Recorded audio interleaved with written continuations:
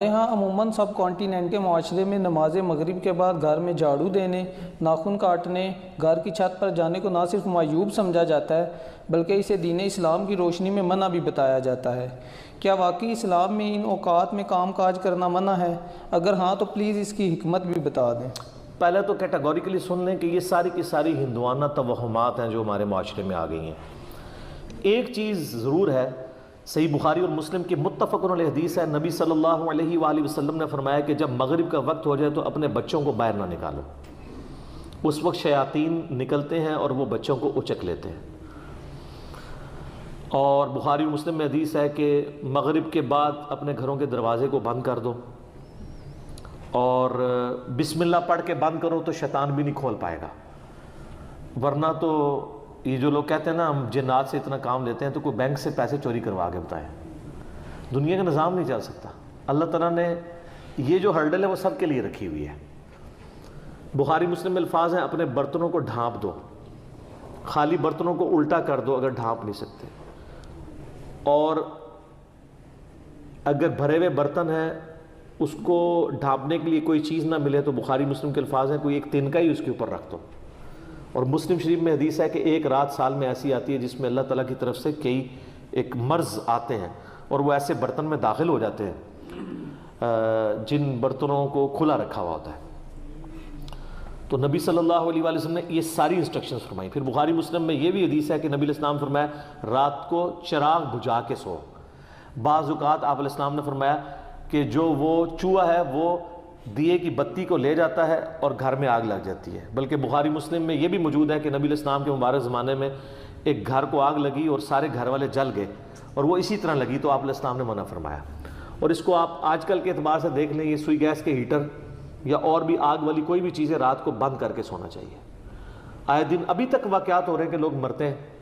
Load shedding ہوتی ہے، جب گیس آتی ہے تو آٹومیٹک ہیٹر تو آپ کو پتہ ہے 15-20 ہزار روپے کا ملتا ہے۔ ہمارے جو عام 2,5-3 ہزار والے ہیں ہیٹر، یہ تو جب گیس آئے گی تو دوبارہ چلنا شروع ہو جائیں گے، اور ظاہر ہے وہ پائلٹ بھی بجھ گیا ہوتا ہے۔ ایک ظلم تو یہ کر رہے ہیں نا، اتنی گیس لے جاتے ہیں کہ پائلٹ بھی نہیں جلتا۔ اگر پائلٹ جلتا رہے نا تو دوبارہ گیس آئے تو ہیٹر چل اٹھے۔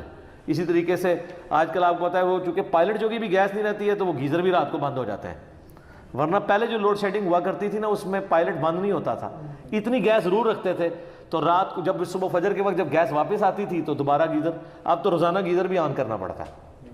آٹومیٹک تو تھوڑے لوگ ہی افورڈ کر سکتے ہیں، اتنے مہنگے ہیں۔ تو یہ چیزیں ضرور ہیں۔ باقی یہ توہمات ہیں کہ جی گھر کی منڈیر پہ کوا بیٹھ جائے تو مہمان آ رہا ہے، کالی بلی راستہ کاٹ دے تو یہ کوئی نحوست ہے، شیشہ ٹوٹ جانے کو نحوست سمجھتے ہیں۔ اچھا کہتا ہے جوتی پہ جوتی چڑھی ہو تو سفر لکھا ہے، تو میں اکثر کہتا ہوں میری جوتی پہ جوتی چڑھا دیں آپ روزانہ کے لیے، میں تو جاتا ہی نہیں ہوں کہیں۔ اس طرح سفر نہیں ہوتا، آٹومیٹکلی بھی کئی بار میری جوتی پہ جوتی چڑھی ہوتی ہے، میں تو مہینوں نہیں نکلتا ہوں، ضرورت ہی نہیں پڑتی۔ تو یہ ہیں ساری چیزیں جو توہمات سے تعلق رکھتی ہیں، اور نبی علیہ السلام نے ان چیزوں کو کنڈیم فرمایا۔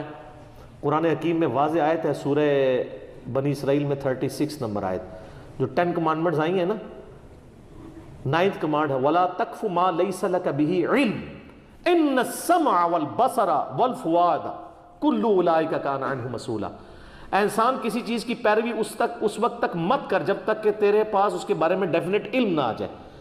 بے شک کان، آنکھیں اور عقل، دل یا دماغ کوئی بھی چیز، عقل، اس کے بارے میں تم سے پوچھا جائے گا۔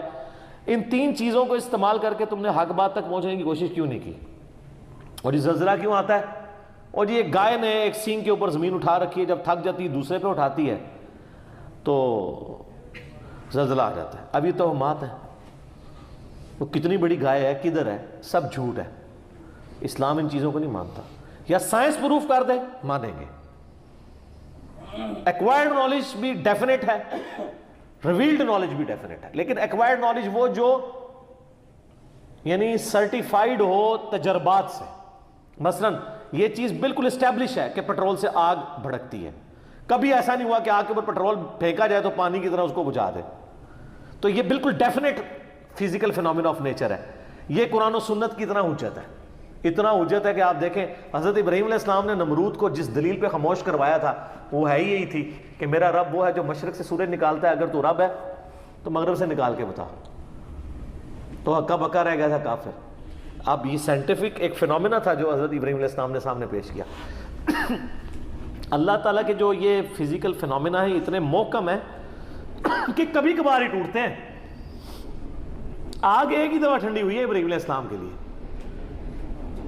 روز روز تو نہیں ہوتی. کعبے کو بھی اللہ تعالیٰ نے ابرا کے لشکر سے ایک ہی دفعہ بچایا ہے. اس کے بعد تو یزید کے دور میں خانہ کعبہ کے اوپر چڑھائی ہوئی ہے اور غلاف کعبہ کا کچھ حصہ جل گیا.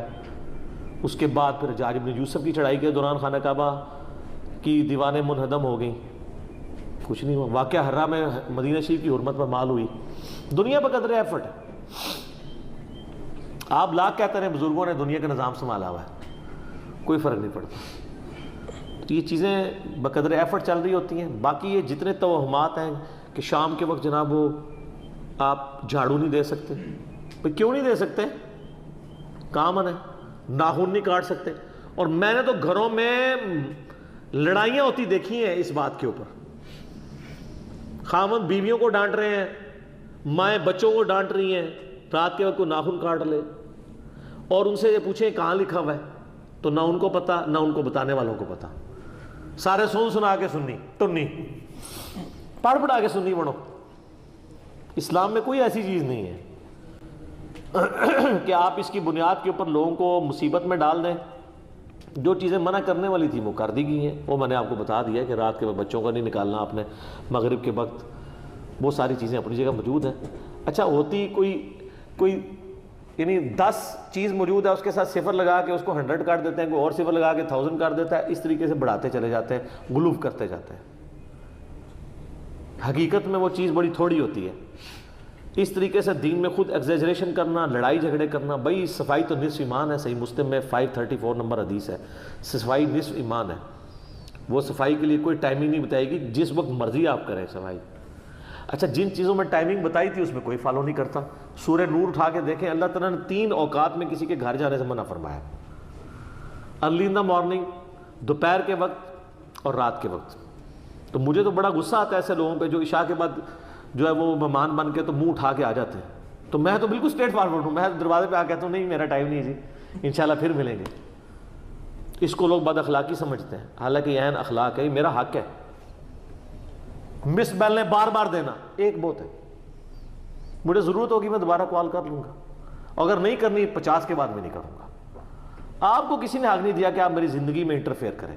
بخاری مسلم میں حدیث ہے، نبی علیہ السلام فرمایا اگر کوئی کسی کے گھر میں جھانک رہے نا اور وہ آگے سے نیزہ مار کے اس کی آنکھ بھی نکال دینا، اس پہ کوئی قدغن نہیں ہے.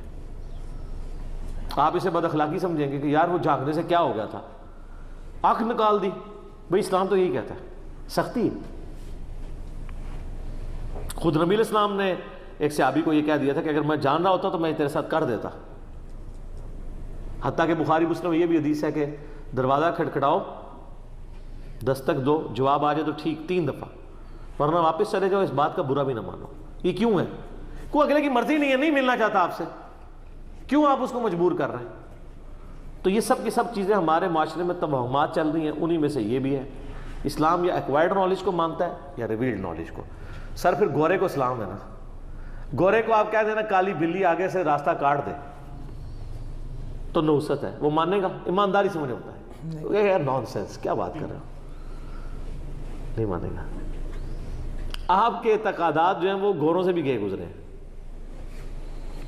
اور کر کے دیکھ لیں آپ، یہ جو آسٹریلیا کی ٹیم آپ کے ساتھ کر رہی ہے، ان کے آگے کہ کالی بلی پھینکے پھر تو انہوں ٹرپل سینچری مارے گا وار میں. کچھ بھی نہیں ہونا. دنیا بقدر ایفٹ ہے. اس طرح سے کچھ بھی نہیں ہونا. ساری کی ساری چیزیں توہمات ہیں. ٹھیک ہو گیا.